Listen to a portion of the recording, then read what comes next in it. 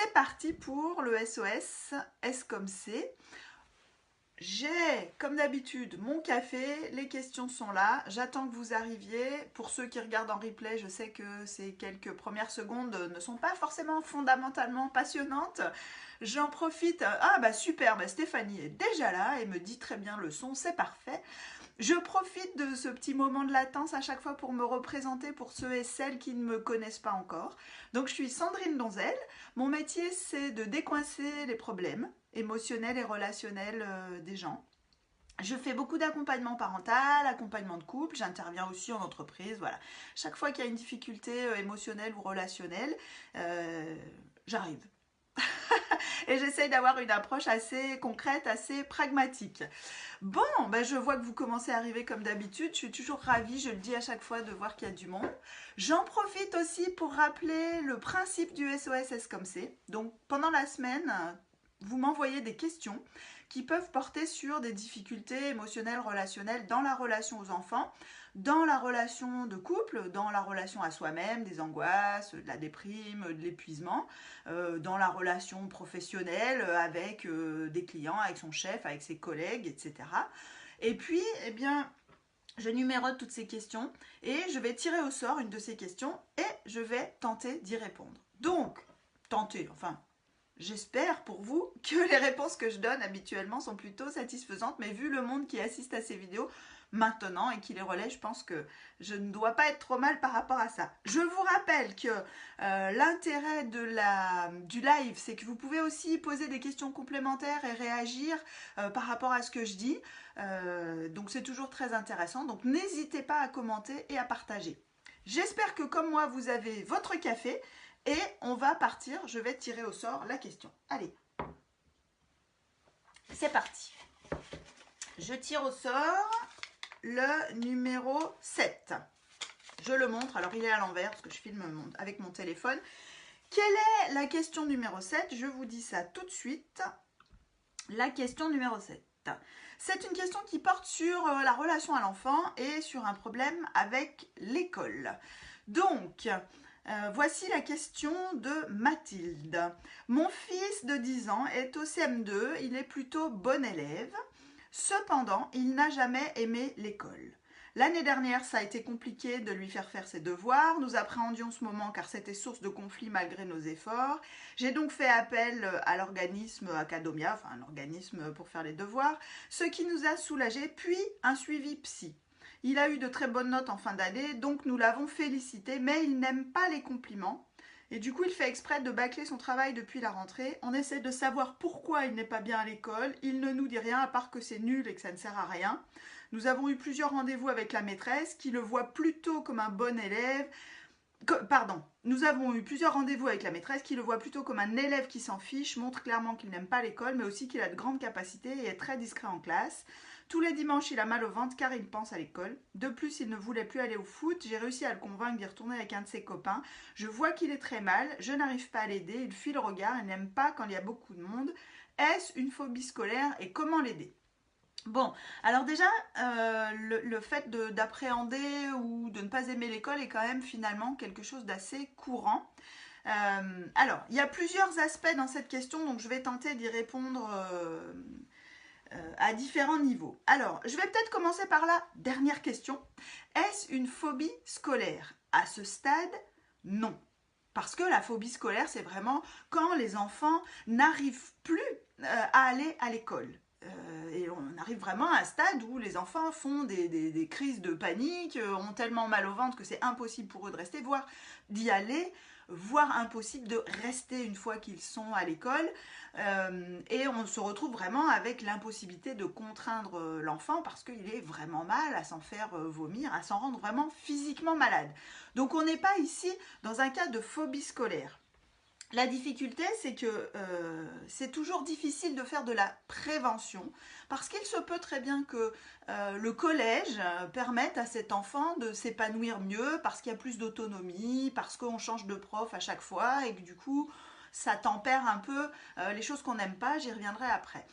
Il se peut aussi que le collège renforce les difficultés, puisqu'il est en CM2, donc c'est difficile de prévoir. En tout cas, ce qui est sûr, c'est que visiblement, cet enfant n'apprécie pas ou a peur, ça on ne sait pas, d'un certain nombre de choses qui se passent à l'école, et que ça commence à agir sur son physique, qu'il commence à appréhender, parce que s'il a mal au ventre, c'est probablement qu'il a peur déjà le dimanche, qu'il appréhende négativement de retourner à l'école. Donc il y a effectivement un mécanisme qui pourrait ressembler à une phobie scolaire, mais à ce stade, ça n'en est pas encore une. Alors ça ne veut pas dire qu'il ne faut rien faire et qu'il faut attendre de voir, parce que pour les parents, c'est toujours très inquiétant. On sait bien que aller à l'école, faire des études, même si ça n'est une garantie de rien aujourd'hui, c'est quand même un facteur favorisant pour la suite de sa vie professionnelle et de son bien-être général, malgré de belles utopies qui peuvent dire qu'on peut être heureux autrement, et c'est bien sûr le cas, mais quand même statistiquement, la réussite scolaire est quand même un facteur favorisant. Bon, ceci étant dit, je vais prendre plusieurs points dans la question. Alors je reprends la question sous les yeux, je vais juste faire un point sur le passé. Donc effectivement, quand un enfant appréhende l'école, qu'il anticipe négativement, qu'il n'aime pas y aller, supprimer, diminuer les sources de conflits autour de l'école est toujours une bonne idée. Si l'enfant n'aime pas l'école et qu'en plus le moment des devoirs devient un moment de conflit, ça ne va pas dans le bon sens pour lui faire aimer l'école, parce que du coup il associe l'école à des moments désagréables avec ses parents. Donc soit on se sent en capacité de lâcher et de dire c'est sa responsabilité, il verra s'il estime qu'il doit faire ses devoirs ou pas. C'est ce que j'ai fait moi avec mes enfants quand ils étaient relativement petits pour pas s'énerver, mais il n'y avait pas de difficulté particulière par rapport à l'école, il n'y avait pas de difficulté particulière par rapport au travail scolaire, donc c'était assez facile pour moi de lâcher, de ne pas dire bon allez on s'y met et tout. Et j'étais d'autant plus rassurée que du coup ils s'y sont mis sans problème. Mais ce n'est pas toujours le cas. Donc déléguer à un organisme extérieur ou à une autre personne, ça peut être une bonne idée. Les conflits autour de l'école ne sont jamais une bonne chose. D'accord ? Il peut y avoir un conflit temporaire, on a un petit coup, un petit rapport de force, hop, ça permet de surmonter la difficulté, les choses rentrent dans l'ordre, il n'y a pas de souci. Mais quand ça perdure, il vaut mieux faire ce que vous avez fait là, c'est-à-dire déléguer à quelqu'un de l'extérieur. Après, il y a eu le suivi psy, je ne sais pas quel était l'objectif. Vous me dites, Mathilde, mon fils n'aime pas les compliments. Alors, je ne suis pas sûre que ce soit ça le problème. Le problème, à mon avis, c'est que, comme tout le monde, il aime bien réussir, faire bien les choses. Donc, avoir de bonnes notes le satisfait. Par contre, le fait de le féliciter, si il n'aime pas l'école, imaginez-vous, vous n'aimez pas quelque chose, on met en place des choses qui vous permettent de vous améliorer scolairement, vous n'aimez pas l'école, on met en place des choses pour vous améliorer scolairement, on vous félicite, et ce que vous anticipez, c'est qu'on va vous dire, du coup, tu vois, regarde, c'est génial l'école, super. Ah mince, ce que j'ai fait, ça va dans le sens de m'obliger à continuer un truc que je n'aime pas. Donc je ne sais pas si votre fils n'aime pas les compliments, ou si tout simplement il se sent piégé, c'est-à-dire quand j'améliore mes résultats scolaires, ça renforce l'idée que je devrais aimer l'école. Et c'est le point, à mon avis, principal ici. Souvent dans nos tentatives de parents, on piège nos enfants avec notre enthousiasme. Je reparlerai du contenu de l'école, etc. parce qu'il me semble que j'avais déjà fait une vidéo à peu près autour de ce sujet.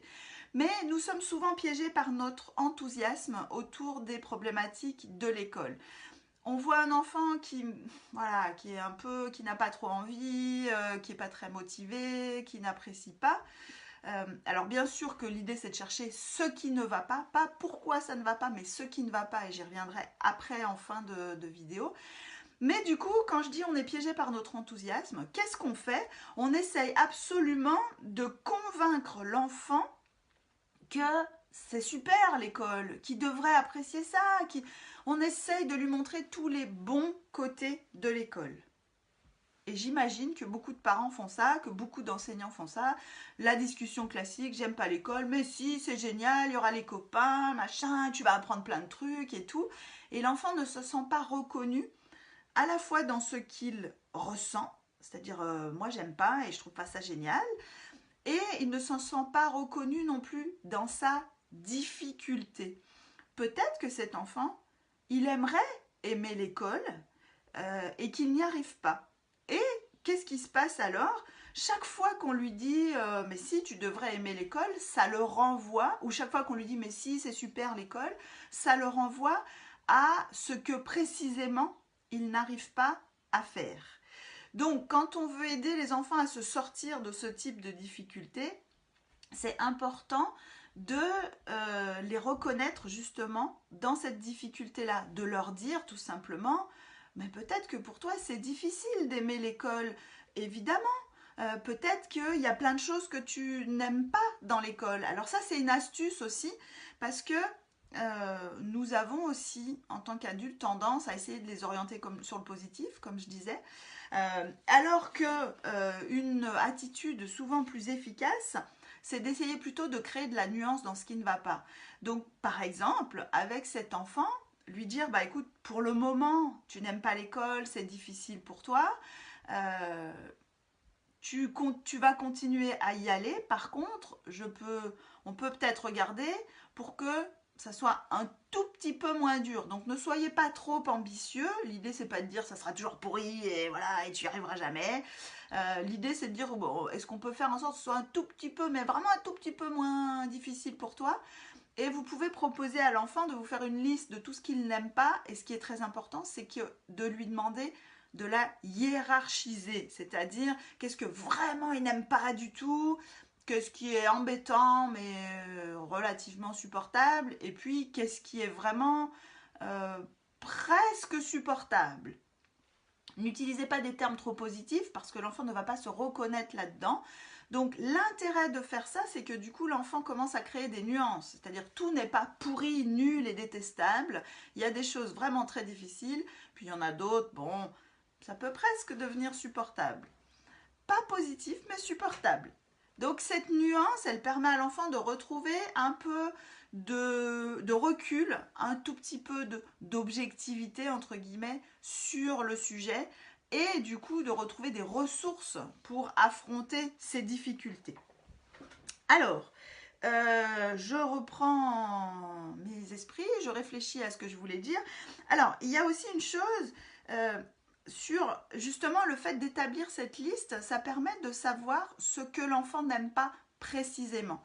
La question de « mais pourquoi tu n'aimes pas l'école ?» je ne sais pas si vous l'avez posée comme ça, est souvent une question qui n'est pas très pertinente parce que quand on n'aime pas, c'est parfois un sentiment de malaise assez diffus et c'est difficile de le dire. Alors que si on demande justement cette hiérarchie, et si l'enfant ne sait pas, lui demander d'observer, à la fin de la journée de faire le point de qu'est-ce que tu as le moins aimé, et puis le moins mal, je ne trouve plus la formulation, qu'est-ce que tu as le moins aimé, et c'est pas qu'est-ce que tu as le plus aimé, mais qu'est-ce qui t'a le moins dérangé, voilà. En fin de journée, on peut faire ce bilan-là, et on crée justement cette liste de choses que l'enfant n'aime pas. Visiblement, ce n'est pas que l'école, puisque le foot aussi posait problème. Donc, il faut peut-être élargir aussi le champ. Peut-être qu'effectivement, la relation aux autres est pas très agréable pour lui, pas très facile, et que c'est ça aussi qui constitue une difficulté. Mais ça, il faut aller le chercher justement au travers de ces questions. Que voulais-je dire d'autre par rapport à ça ? Ne minimisez pas sa difficulté face au fait d'aller à l'école. Vraiment, ça c'est un point très important. Et quand on est dans une dynamique style phobie scolaire, c'est important d'y aller vraiment tout petit pas par tout petit pas. Souvent, on a tendance à vouloir que ça y est, l'enfant apprécie l'école et boum, c'est parti. En fait, non, ça ne marche pas comme ça. Voilà. Donc après le suivi psy, ça serait quand même intéressant de savoir quel était l'objectif parce que je ne suis pas sûre que cet enfant soit en manque de confiance en lui. Peut-être qu'il a du mal à gérer des angoisses. Et je reviens sur cette question de le pourquoi tu n'aimes pas l'école. Peut-être que tout simplement il y a des choses un peu désagréables et il peut se passer ça aussi, c'est un mécanisme courant dans les phobies scolaires, il y a des choses un peu désagréables que l'enfant qui est un peu sensible va vivre assez fortement. Et puis du coup quelque chose en lui dit ouh là là, en fait il cherche à éviter, il cherche à ne pas affronter parce qu'il le vit vraiment comme trop désagréable, mais quand il évite, il s'envoie à lui-même le message c'est c'est très désagréable. Donc en fait, quand on évite, on augmente la difficulté du problème qu'on évite, souvent. Et le deuxième mécanisme, c'est qu'on s'envoie le message, je ne suis pas capable de gérer. Donc éviter d'y penser, éviter d'y aller, va souvent contribuer à aggraver le problème. Par contre, on n'affronte pas comme ça, bim, du jour au lendemain, un problème qu'on a tendance à éviter. On va commencer à l'affronter tout doucement. Alors, je reviens sur ma liste avec les priorités. C'est une façon d'affronter tout doucement. Je vais aller à l'école, il va y avoir des choses que je ne vais pas aimer. Qu'est-ce que ça va être? Et qu'est-ce que je peux faire dans ces moments-là quand vraiment je n'aime pas? À quel moment ça devient trop difficile? Pour les enfants qui sont dans des mécanismes de phobie scolaire, on va les amener à affronter tout doucement et peut-être à s'extraire du cours ou de la situation avec l'accord des professeurs pour revenir, et on fait ainsi progressivement. Le dernier point, c'est aussi l'attitude de l'enseignant. Alors, attention, loin de moi l'idée de culpabiliser les enseignants, mais c'est vrai qu'on peut être facilement trompé par une attitude un peu en classe qui a l'air d'être un peu je m'en foutiste. Et la grosse difficulté, c'est que dans la réussite scolaire, un des facteurs primordiaux, essentiels, c'est la qualité de la relation qu'on a avec son enseignant. Est-ce qu'on a l'impression que l'enseignant nous valorise, nous apprécie, nous fait confiance? Et si oui, alors les enfants réussissent mieux que, quelle que soit la pédagogie, que si on a l'impression que l'enseignant nous voit un peu négativement. J'avais écrit un article sur le sujet, je vous le mettrai en lien dans la description de la vidéo. Donc, ça serait peut-être intéressant de demander à l'enseignante, en tout cas moi j'aimerais avoir cette information de comment elle gère ces attitudes qui ont l'air un peu cool et je m'en foutiste éventuellement de l'enfant, ou en tout cas sur la réserve. Parce que si elle y réagit entre guillemets négativement en disant ah bah encore voilà, c'est possible qu'en fait ça renforce le problème. Et qu'est-ce qui se passerait si elle faisait semblant qu'en fait c'est un enfant qui adore l'école et qu'elle interprétait ses comportements comme ça. Donc ça c'est vraiment un point très important. Je peux répondre à des questions complémentaires sur ce sujet. Donc Mathilde, je vous invite à ne pas essayer de trop faire aimer l'école à votre enfant. Okay. Reconnaissez que c'est parfois difficile. Dites-lui que vous allez découper le gros problème de je n'aime pas l'école en petits morceaux. Voilà. Et aidez-le à formuler les différents niveaux, les différentes problématiques qu'il peut rencontrer, lesquelles sont vraiment très graves, lesquelles sont un peu moins graves. Et puis après, vous pourrez avancer comme ça, petit à petit. Bon, j'ai dit à peu près tout ce que j'avais envie de dire sur le sujet. Je vous invite, si vous avez envie, à me poser des questions complémentaires. Comme il y a un décalage de quelques secondes, je profite de l'occasion pour vous rappeler que si mes ressources vous plaisent et vous aident, vous pouvez contribuer sur Tipeee. C'est un site de pourboire participatif. Vous pouvez donner à partir de 1 € et jusqu'à tant que vous voulez. Voilà, je suis aussi en conférence demain soir sur colère, crise, caprice, etc. des enfants, mais aussi des adultes. Je me demande d'ailleurs si je ne vais pas faire un petit caprice en début de conférence.